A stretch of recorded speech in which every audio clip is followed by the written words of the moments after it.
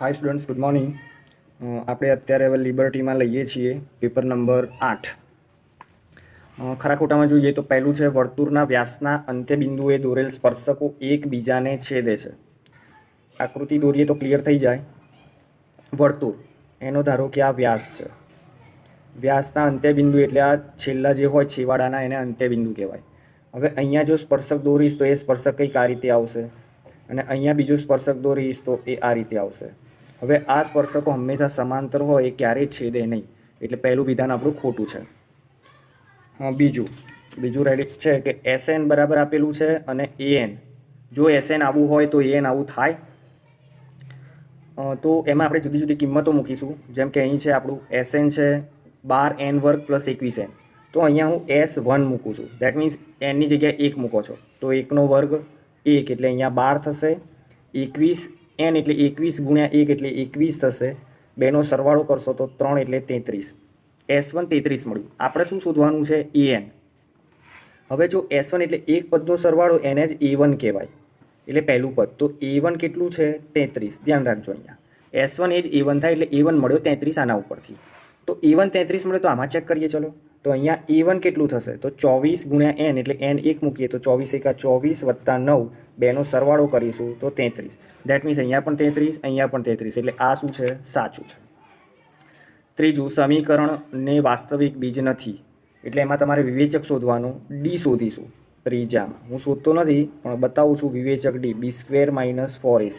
આમાં કિંમતો મૂકશો, ચેક કરવાનું ધન આવે છે, ઋણ આવે છે કે 0 આવે છે, અને એના ઉપરથી તમને ખબર પડશે. જો ઋણ આવતો હોય તો બીજ વાસ્તવિક નથી, તો સાચું બનશે. એટલે હજી મને ખબર નથી, આમાં તમે ચેક કરી લેજો. ચોથું, બે સમરૂપ ત્રિકોણની, અહીંયા ત્રિકોણ જ રાખવું, આ બાય મિસ્ટેક વર્તુળ પણ પૂછાઈ શકે એટલા માટે રાખ્યું છે. બે સમરૂપ ત્રિકોણની પરિમિતિનો ગુણોત્તર 3/5 હોય તો તેમના ક્ષેત્રફળનો ગુણોત્તર 3/5 થાય. પરિમિતિ ઉપરથી ક્ષેત્રફળ. ચોથો છે તો ચોથાનું આપણું એક સૂત્ર છે, ધ્યાનમાં રાખીશું આપણે, કે જો ત્રિકોણ ABC સમરૂપ PQR હોય, જો સમરૂપ હોય તો આપણને ખબર છે કે એમની અનુરૂપ બાજુઓનો ગુણોત્તર સરખો હોય, અનુરૂપ બાજુઓનો ગુણોત્તર સમાન હોય, અને એ જે બાજુઓનો ગુણોત્તર હોય ને એટલો જ એના પરિમિતિનો પણ ગુણોત્તર થાય છે. ઓકે, તો આ પણ ધ્યાનમાં રાખવું. એટલે જેટલી બાજુઓનો ગુણોત્તર હશે એટલી જ એની પરિમિતિનો ગુણોત્તર હશે. તો અહીંયા શું કહે છે? અમે બે ત્રિકોણ લખ્યા છે, મેં નામ આપી દીધેલા છે, તો એમનો પરિમિતિનો ગુણોત્તર 3/5 છે. તો અહીંયા લખી શકું 3/5. પહેલા ત્રિકોણની પરિમિતિ, બીજા ત્રિકોણની પરિમિતિ બરાબર કોના જેટલો થશે? એની બાજુઓના ગુણોત્તર જેટલું. તો અહીંયા હું લખી શકું AB ભાગ્યા PQ. ઓકે, એ બધા સરખા છે તો હું એક બાજુ લખું છું. એક બાજુનું માપ તમને આટલું મળ્યું, AB ભાગ્યા PQ બરાબર 3/5. હવે શું કહે છે કે ક્ષેત્રફળનો ગુણોત્તર. તો આપણે ચલો ક્ષેત્રફળનો ગુણોત્તર શોધવો હોય તો આપણું પ્રમેય 6.6 છે કે ABCનું ક્ષેત્રફળ અને PQRનું ક્ષેત્રફળ કેટલું થાય? એમની અનુરૂપ બાજુઓના વર્ગ જેટલું થાય. તો આ ક્ષેત્રફળ શોધવું હશે તો AB ભાગ્યા PQનું માપ કેટલું મળ્યું છે? 3/5. એટલે અહીંયા શું થશે? 3/5નો વર્ગ થશે, તો 9/5 હોવું જોઈએ. 9/5 સોરી 5નો વર્ગ 25. ઓકે, 9/25 હોવું જોઈએ, પણ અહીંયા કેટલું લખે છે ભાઈ રકમમાં? તો 3/5 થાય, તો એ ખોટું છે. ચલો, પાંચમું, દ્વિઘાત બહુપદીના બે શૂન્યો આલ્ફા અને બીટા હોય, એ થોડું ગણવું પડશે. ચલો, આનું કામ પતી ગયું.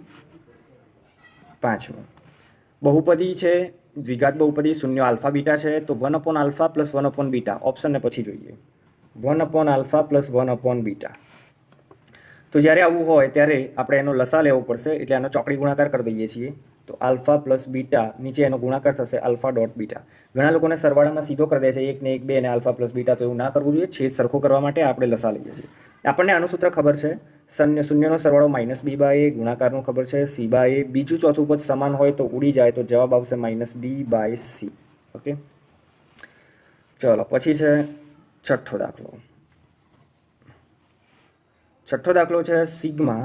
છઠ્ઠાની રકમ કદાચ ઓકે લખેલી છે તો આપણે એનો ઉપયોગ કરીશું. Sigma i = 1 to 7 xi - x બાર. આના પહેલાં એક દાખલો હતો, એમાં શું હતો? કૌંસ હતો.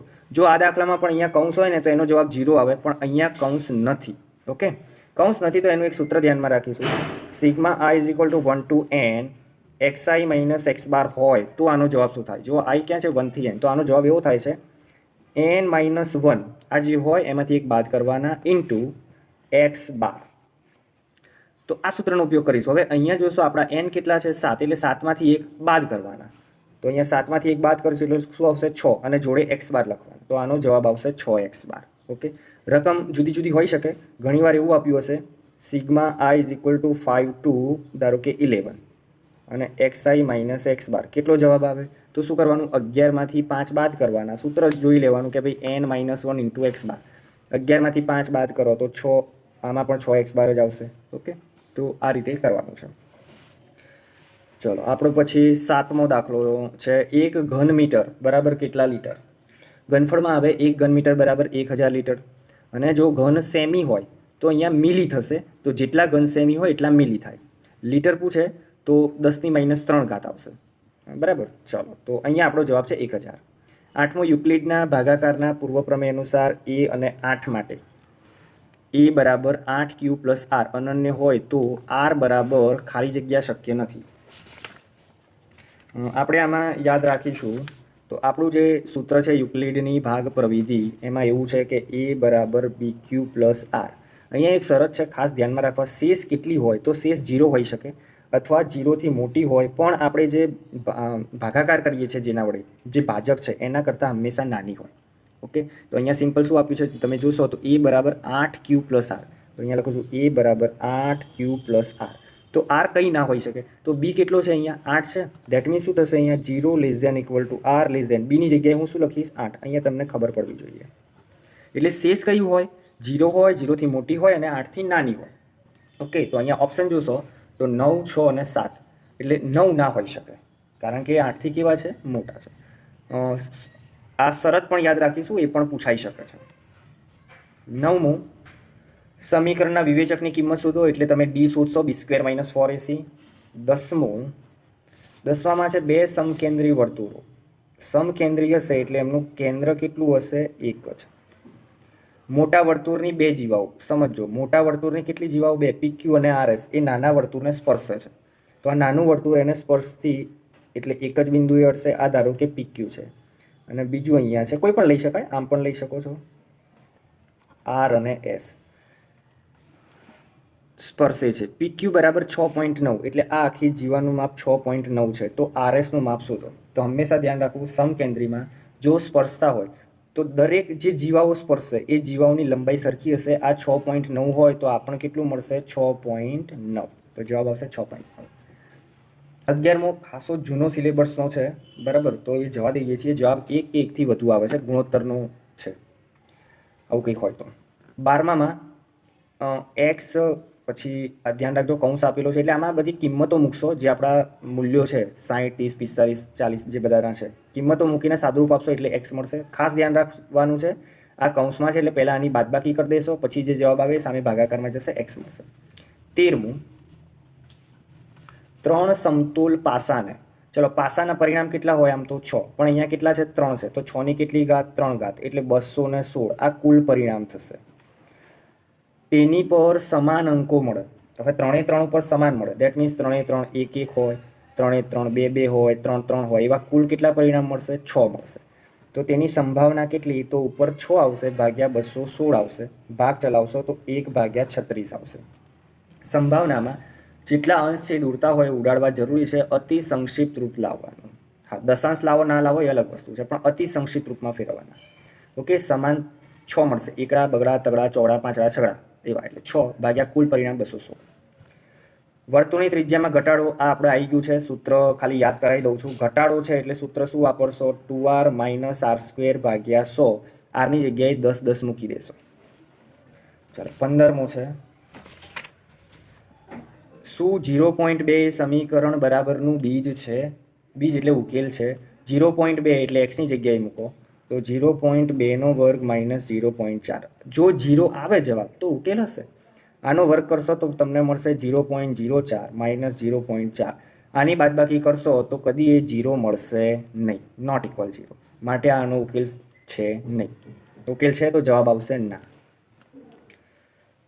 16મું, જો અવલોકનો આ આપેલા છે એમાં એ પણ છે, નો મધ્યક આપી દીધેલો છે તો એ શોધવાનું. અવર્ગીકૃત માહિતી છે, બરાબર. અવલોકન 9મા ધોરણનું સૂત્ર વાપરવાનું છે, રેડીમેડ છે આપણી પાસે.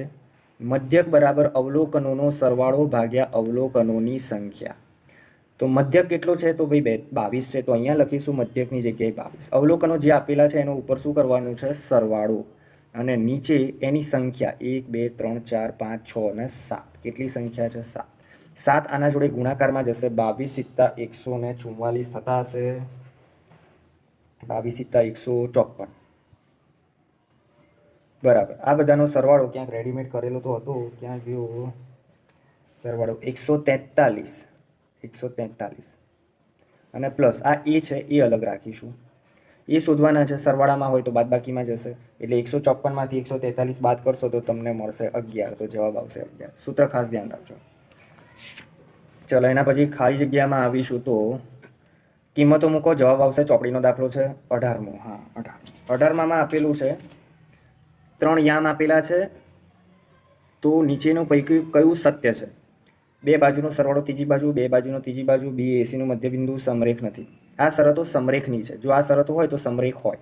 આ પણ સમરેખની જ છે. બી એ એસીનું મધ્યબિંદુ છે અને આ સમરેખ નથી. જોઈએ આપણે 3 જે યામ છે એનું અંતરસૂત્ર વાપરીશું. તો 3 યામ આપેલા છે, અંતરસૂત્ર થાય છે કંઈક આવું. સૂત્રો ખબર હોવી જોઈએ. એ બીમાં એટલે એના એક્સ યામનો તફાવત, એટલે અહીંયા થશે 2માંથી 1 જાય તો 1નો વર્ગ, 3માંથી 2 જાય 1નો વર્ગ, 1નો વર્ગ 1 જ થાય, 1 ને 1 2 એટલે વર્ગમૂળમાં 2 મળ્યું એ બીની કિંમત. આ જ રીતે તમે બીસી શોધશો એટલે બીસીમાં પણ તમને મળે છે વર્ગમૂળ 2, 3 1 1નો વર્ગ 4 1 1નો વર્ગ. અને એસી મળશે, એસીમાં મળે છે વર્ગમૂળ 8. વર્ગમૂળ 8ને તમે લખી શકો 2√2. ઓકે, તો અહીંયા જોશો તો 2નો સરવાળો આ √2 અને આ √2નો સરવાળો આના જેટલો થાય છે. તો અહીંયા લખી શકું √2 વત્તા √2 પ્લસ √2 બરાબર 2√2. એટલે કે આ √2 કયા હતા? એબીના. તો અહીંયા લખી શકું છું એબી વત્તા આ √2 હતા બીસીના. બીસી બરાબર 2√2 એટલે એસી. ઓકે, તો આપણો આ જવાબ છે. એટલે કોઈ પણ 2 બાજુનો સરવાળો ત્રીજી બાજુ થતો હોય તો એ હંમેશા સમરેખ હોય. અને આ ઓપ્શન આપણને જોવા મળે છે અહીંયા, એબી વત્તા બીસી બરાબર એસી. આવું અહીંયા થતું નથી, એટલે જવાબ એ આવશે. પણ હજી હું આ દાખલામાં જો જોવા માગું તો અહીંયા આ રીતે આપણે કરી શકીએ. આ એ છે, આ કોઈક બી છે, તો એ બીનું અંતર આપણને √2 મળ્યું છે. આ પછી આ બીસી છે તો એ પણ √2 છે, અને આ એસી આખું ભેગું કરશો તો આ √2 ને આ √2 2√2 થશે. અંતર સરખા હોવાથી આ બી એ એસીનું શું બનશે? મધ્યબિંદુ. ઓકે, તો એ પણ અહીંયા ઓપ્શન આપેલો છે, બી એ એસીનું મધ્યબિંદુ છે. એટલે અહીંયા બંને જવાબ આવશે, એ અને બી. ઓકે, હા અહીંયા કદાચ સી કે અલગ ઓપ્શન આપ્યો હોત તો જવાબ ના આવે. ચલો એના પછી છે 19મો દાખલો. x + 3નો વર્ગ y - 2નો વર્ગ બરાબર 0 હોય તો xની y ઘાત કેટલી થાય? આ દાખલો 6થા પેપરમાં આપ્યો હતો, એટલે લગભગ મેં ખબર નહીં સ્કીપ કર્યો હતો, એને ગણાયો નહોતો એ વખતે. ખબર નહીં વખતે મગજ નહીં ચાલ્યું હોય કે ગમે તે હોય. થોડી વેરાયટી છે અહીંયા. તો આપણી પાસે છે x, આની રકમ લખી છે, રકમ નથી લખી શકતા. x + 3નો વર્ગ y - 2નો વર્ગ બરાબર 0. ઓકે, અને આપણે શું શોધવાનું છે? એક્સની y ઘાત, એટલે x અને y શોધવાનો છે. હવે આ વર્ગનો સરવાળો 0 ક્યારે થાય? અહીંયા થોડુંક લોજિક લગાવવાનું છે કે ભાઈ આની કિંમત પણ 0 હોય અને આની કિંમત પણ 0 હોય તો જ 0 થાય. જો વર્ગ છે એટલે કદી કિંમત ઋણ ના આવે. વર્ગ છે એટલે કદી કિંમત ઋણ ના આવે. ઓકે, એટલે અહીંયા આની કિંમત પણ 0 લઈશું, એટલે લખી શકાય x + 3નો વર્ગ બરાબર 0, અને અહીંયા અથવા ના લખાય, અને y - 2નો વર્ગ બરાબર 0. જો આવું થાય તો જ આ 0 આવી શકે. ચલો વર્ગ સામે જાય, વર્ગમૂળ પણ 0નું વર્ગમૂળ 0 જ રહેશે. 3 સામે જાય તો -3. ઓકે, આ જ રીતે અહીંયા તમને મળશે y બરાબર 2. આપણને શું પૂછ્યું હતું? xની y ઘાત. ક્યાં રહી? આ રહી xની y ઘાત. એટલે અહીંયા જો મૂકું xની y ઘાત તો x મારા કેટલા છે? -3 અને y ઘાત 2 છે. 3 તરી 9 અને નિશાની માઇનસ પ્લસ બેકી ઘાતો એટલે પ્લસ. તો આપણો જવાબ આવશે 9. 20મું, 2 ધન પૂર્ણાંક a અને b માટે ગુસા આપેલો છે, લસા આપ્યો છે, શોધવાનો છે a ગુણ્યા b. સૂત્ર વાપરશો લસા ગુણ્યા ગુસા બરાબર 2 પૂર્ણાંકોનો ગુણાકાર. સિમ્પલ આનો ગુણાકાર કરો એ જવાબ આવશે. 21મું, તફાવત આપ્યો છે -d અને a20 - a15 શોધવાના છે. 2 રીત છે આની આપણી પાસે. એક તો સૂત્ર છે કે d બરાબર am - an/m - n. d એટલે તફાવત છે. કેટલો તફાવત આપ્યો છે? -2. અહીંયા રાખીશું -2. am an એટલે આપણા જે પદ આપેલા છે એ a20 - a15. એમ એન એટલે આ જે ક્રમાંક આપેલો છે એની બાદબાકી 20માંથી 15 જાય તો 5 ગુણાકારમાં જશે તો અહીંયા રહેશે -10 બરાબર A20 - A15. શોધવાનું તું આ કે A20 અને A15ની કિંમત કેટલી થાય? -10. આ સૂત્ર ના વાપરવું હોય તો A20 અને A15 એને કિંમતો મૂકશો A+19D, A+14D, એ કેન્સલ થશે અને એમાં ડી આપેલો છે એટલે જવાબ આવી જશે. કિંમત મૂકતા ધ્યાન રાખજો, આના જે A+14D મૂકો, 14D, એમાં અહીંયા માઇનસ થશે કારણ કે આગળ માઇનસ છે. 22મું, સમબાજુ ચતુષ્કોણના વિકર્ણોની લંબાઈ. સમબાજુ ચતુષ્કોણ હું દોરું, બરાબર, એના વિકર્ણ આ થશે. ગુણધર્મ ખબર હોવી જોઈએ. એક તો દુભાગે છે, બે સરખા ભાગ કરે, ઓકે, અને કાટખૂણે દુભાગે. સમબાજુમાં ખાસિયત છે, સમબાજુ એટલે જેની બધી બાજુ સરખી છે. વિકર્ણો દુભાગે અને કાટખૂણે દુભાગે છે. એક લંબાઈ આખી 40 છે એટલે મારા ભાગ પડશે અહીંયા 20-20ના. બીજી લંબાઈ છે 42, આ 42 છે તો આના લઈશું 21-21. કાટકોણ ત્રિકોણ બનશે કોઈ એક એટલે 20-21, તો આ તમને મળશે 29. પાયથાગોરસથી શોધી કાઢશો, ઓકે. 29 સમબાજુમાં બધી બાજુ સરખી હશે. 29 એટલે 3 ચોક 12, 120માંથી 4 ઓછા કાઢો તો 116 જવાબ આવશે. શંકુની કુલ સપાટીનું ક્ષેત્રફળ પાઈ, બીજું સૂત્ર, અને નું 10મું પદ શોધો એ આવડશે. એ 10 એટલે A+9D અને એમાં તફાવત કિંમત એ કરીને કરશો, ઓકે.